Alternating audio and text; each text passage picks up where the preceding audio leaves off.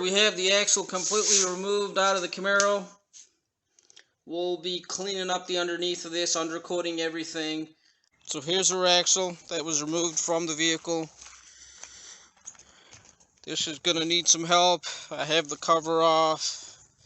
It is outside, so I got it kind of wrapped so moisture doesn't get to the inside of it. Anyhow, we'll replace the seals. We'll wire brush this whole thing with the wheel on the grinder, and we'll give it a fresh coat of paint before we put it back in the car. All cleaned up, ready to be painted.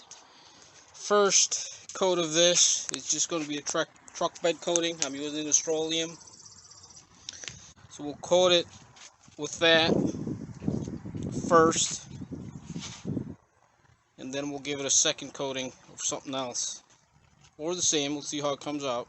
Coating of a truck bed liner on the axle. That's just something I had left over from my truck.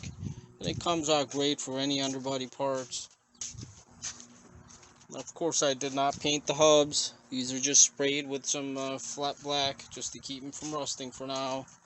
But overall, this stuff comes out great. It does have a little bit of a grit to it. Once it dries up, it's not as shiny. I may take just a can of Rust-Oleum gloss black over it just to mist it and give it some gloss. Or I might not. I actually like the way it looks. This stuff does dry super hard, and that's what I was looking for underneath components.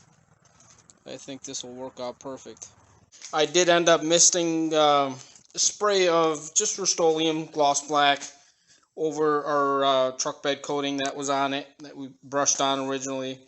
So now we got new seals in it. The insides are all cleaned out and everything. We're ready to go ahead and put the cover back on it.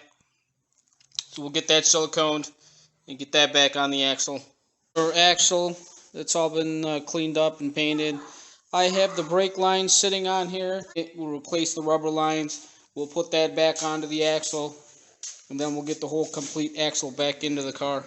This project IROX coming along slowly but surely. On the next video, we'll talk about the rear brake lines, getting that onto the axle, and then we'll get the rear axle back in. I thank you for watching.